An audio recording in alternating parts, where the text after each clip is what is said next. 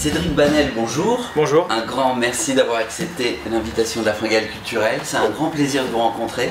Ben, partagé, merci. Alors, toute première fois, pourtant c'est pas la première fois que vous écrivez, c'est votre 5e roman publié chez Robert Laffont.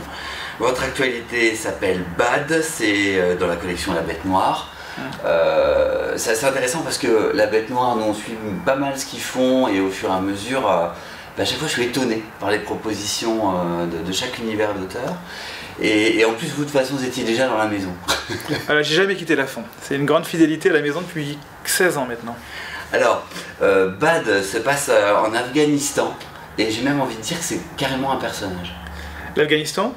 Oui, parce que c'est un pays qui est à la fois tellement lointain et tellement proche qu'il m'a semblé, quand j'ai commencé à écrire sur l'Afghanistan, que ça pouvait faire un endroit idéal pour parler différemment du thriller, et faire un thriller où on rajoute une dimension un peu aventure romanesque, en plus de la partie strictement policière qui est classique au genre. Est-ce que vous pouvez nous dire comment ça se fait que vous êtes aussi renseigné sur ce pays? Comment ça se fait que vous le connaissez autant? Bah, j'y suis allé, en fait, j'y suis allé pour le livre, pour avoir eu l'idée du sujet, du héros. En fait, c'est le héros qui s'est imposé à moi, un flic afghan qui s'appelle Oussama. Et puis, à partir de ce héros, je me suis réveillé un matin, voilà, j'avais ce héros en tête. J'ai décidé d'aller sur place pour enquêter. Puis j'ai beaucoup travaillé, j'ai lu beaucoup de rapports, de livres, anglo-saxons essentiellement, sur le pays. Et au fil des années, ça m'a donné une culture plus réelle, puis assez pointue, je pense, sur le pays, sur les gens qui y habitent. Alors, c'est pas la première fois que vous écrivez sur ce pays, parce qu'il y a eu l'homme de Kaboul. Exactement. Et vous avez envie de continuer? Oui, parce que finalement, ce héros Oussama, il a trouvé son public, il fonctionne bien, c'est un héros que j'aime beaucoup, parce qu'il a beaucoup de qualités, il est honnête, il est droit, il est courageux, en même temps il est afghan, donc avec les défauts et les qualités d'un personnage très clivé, quelque part. Et donc ça aurait été dommage de ne pas lui permettre de continuer à vivre. Est-ce que, bien sûr on est dans un roman d'espionnage, mais est-ce que vous aviez envie de donner une autre image du pays par rapport à celle qu'on a dans les médias?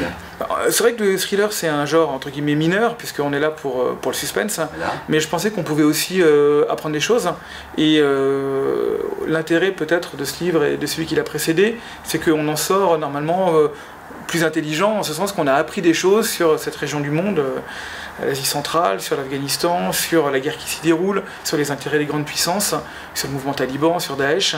Tout ça, en fait, c'est un phénomène aussi d'acculturation, pour essayer de montrer qu'on peut, dans le genre du thriller, aussi faire quelque chose qui soit, entre guillemets, un peu plus culturel. Là, dans votre livre, alors vous avez parlé de Oussama, oui. Mais il s'agit aussi de deux femmes. Oui. Vous nous les présentez?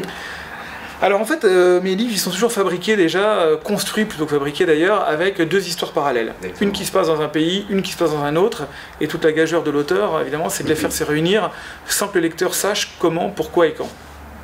Donc là, dans le cas d'espèce, face à Oussama, qui enquête sur des disparitions d'enfants, et notamment sur la disparition d'une petite fille dont la mère, Naïd, se bat dans son pays avec les moyens qui sont les siens, c'est-à-dire ceux d'une femme pauvre en Afghanistan.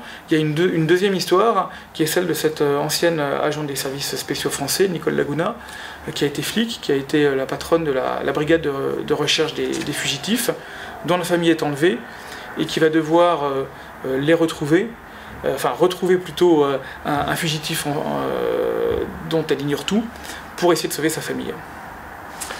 Et effectivement, la magie du truc, c'est qu'à un moment donné, les choses vont se réunir.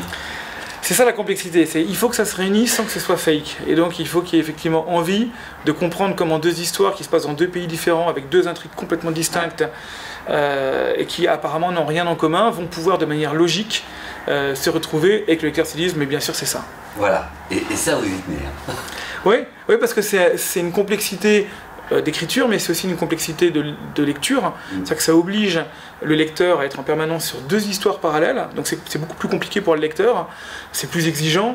Ouais, mais vous l'accompagnez bien, on se perd pas. Hein. Moi je vous ai lu, c'est... Normalement on se perd pas, voilà. Mais il faut des lecteurs qui soient aussi très impliqués dans le livre, et si le lecteur est impliqué dans le livre, ça fonctionne. Donc c'est vraiment un jeu où le lecteur demande à l'écrivain de lui offrir une intrigue peut-être un peu plus compliquée et construite de manière voilà, plus difficile, mais en même temps, l'écrivain, il a besoin d'un lecteur qui s'immerge complètement dans le livre. Alors j'aime bien cette exigence que vous demandez de la part du lecteur, et vous dans votre construction, mais justement on sent qu'il y a un jeu, et finalement vous-même en tant que créateur, romancier, vous aimez jouer.